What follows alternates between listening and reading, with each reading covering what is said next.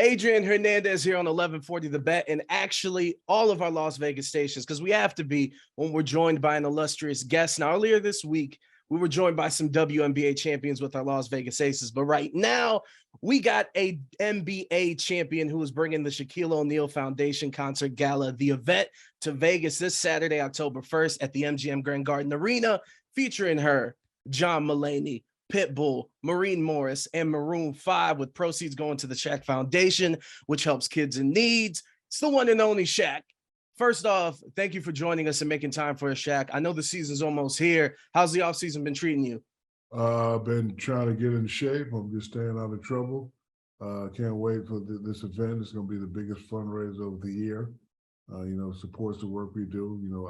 I like to provide resources for kids in need in Las Vegas and Atlanta. Why those two cities, you ask? Because I live in Vegas 30 years, live in Atlanta the last 15 years, and the kids see me.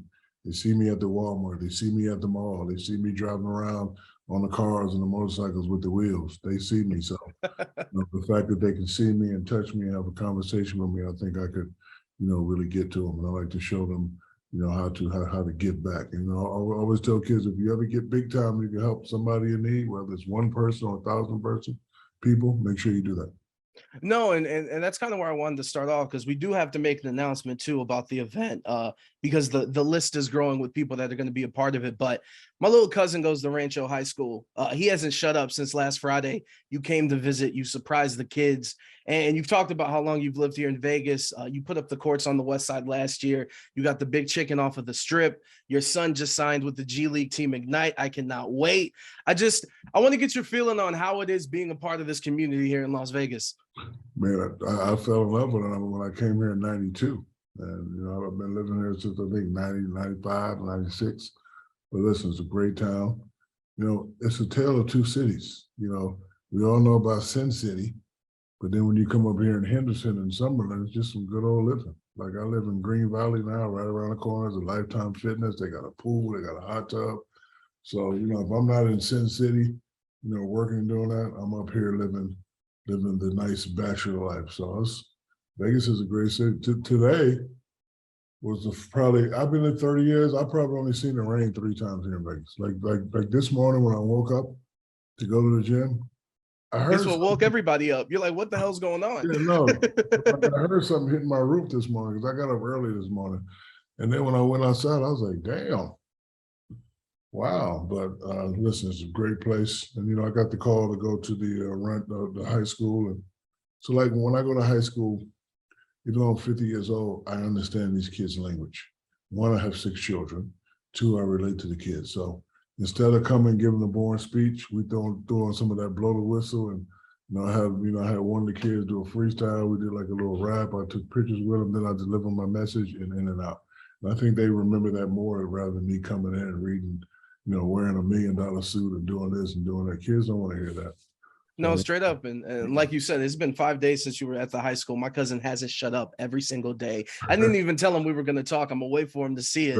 But let's get into what's going on Saturday night. I brought it up at the beginning. It's called The Event. It's featuring her, Pitbull, Maroon 5, John Mulaney, Maureen Morris. Tickets are starting at $50. You can go get them at access.com/Shaq Event 2022. And I've been entrusted by the PR team to make a huge announcement. So all of Las Vegas, listen up. The lineup needs to add one more name in bold letters, because the MC of the night is one of the funniest dudes in the game. Joe McHale will be hosting the 2nd annual concert. You've thrown this, all the proceeds are going to charity. And you brought it up at the beginning, some of the selflessness and some of the nice acts. And not only here in Las Vegas, like you see stories all throughout the country on some of those things that you've done and given back to people. Where'd that come from? Comes from my parents. It's the mission of the foundation is to just help underserved youth achieve their full potential.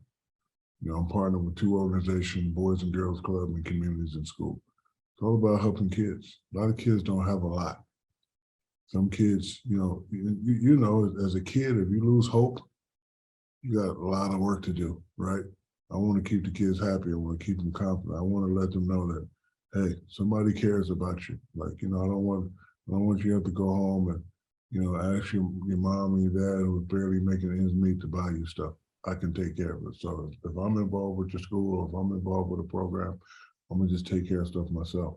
And the Shaquille O'Neal Foundation, we have a great board. I got a lot of friends with a lot of money, and they all want to do the same thing. We want to just, help underserved youth achieve their full potential.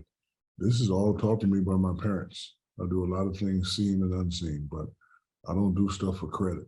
I don't have to do stuff for credit. If I'm walking down the street, like today, when I'm on the way to working out, there's a lady and a baby walking in the rain. I gave her a ride. Like that touched me. A lady and a baby, and it's thundering, pouring down.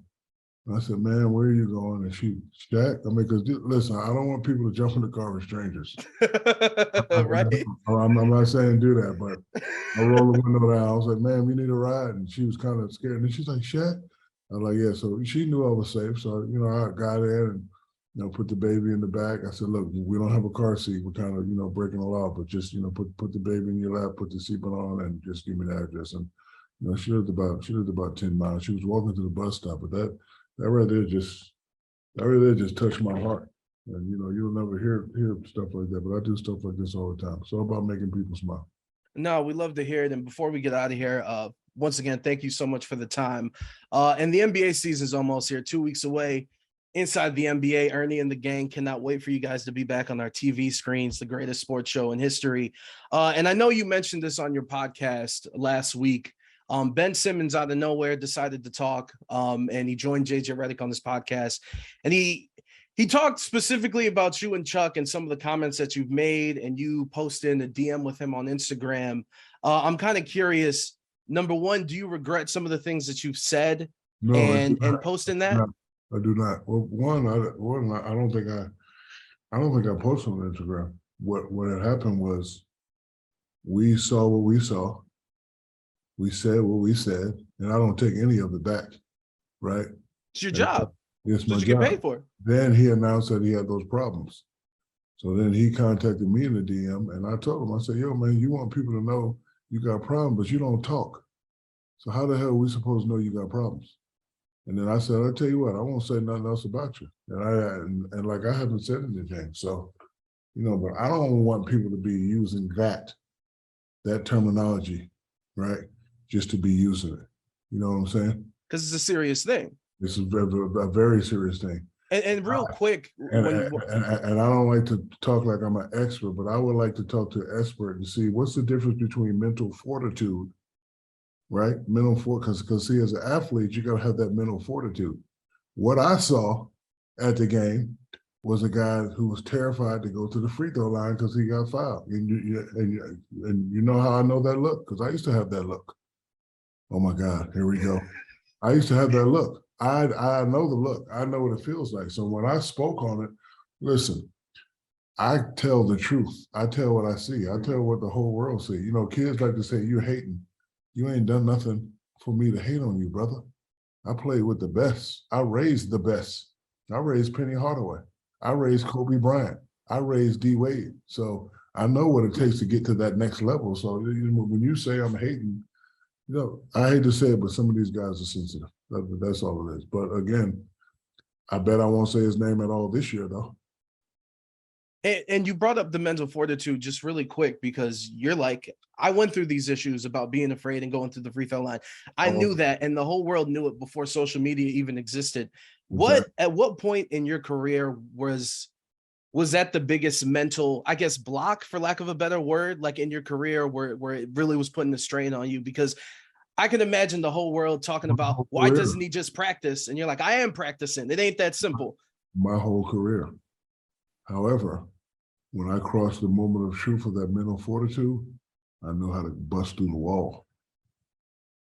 First thing I said is, "Hey, man, shoot like you practice. Hey, man, believe you're going to make it. Hey, man, you see that father over there with his little son? They're dependent on you. You ain't going to shoot 100%, but we need this one. Mental fortitude, get through it. Not, nah." Because see, I was raised different, so we weren't allowed to make excuses. And the crazy military background, right? That's what I'm saying. The crazy thing, when I practiced, I made them. So it was there. It was all mental, but I had to learn how to get through that mental fortitude wall. So that's why I don't really speak a lot on it. Like when I see certain people, I say, okay, that right there is mental. Like I can say that, but I can't see a guy making 60 million dating actresses riding around in Ferraris with $200,000 chains on, talking about. So I just need to understand. And actually, I'm thinking about going back to school, getting a doctorate in psychology, so I could really call these people out. But again, nobody knew what he was going through until 2 months later when he said something. So, and then, the part that got me said, well, he should have reached out. Who are you for me to reach out to you? Who are you? I don't need to reach out to you. Reach out to you for what? I analyzed your games, and what I saw is a 6'9" guy spin with a 6'2" guy on him and didn't want to shoot because he didn't want to get fouled. That's what I saw. That's what I saw. The whole world saw it, Shaq. Exactly. So, I'm having this, I'm having that. Yeah, okay. Yeah, look, you got. I won't say his name this year. Shaq, we look forward at all. We look forward to hearing you on Inside the NBA. They're yelling at me to get out of here. Look, this Saturday night, the event featuring her, Pitbull, Maroon 5, John Mulaney, Maureen Morris, and just announced the MC of the night, Joe McHale. Tickets starting at $50. Access.com/Shaq Event 2022. We'll see you on Saturday night, and we'll see you at these G League Ignite games, Shaq. It's been a pleasure. Thank you for the time. Thank you.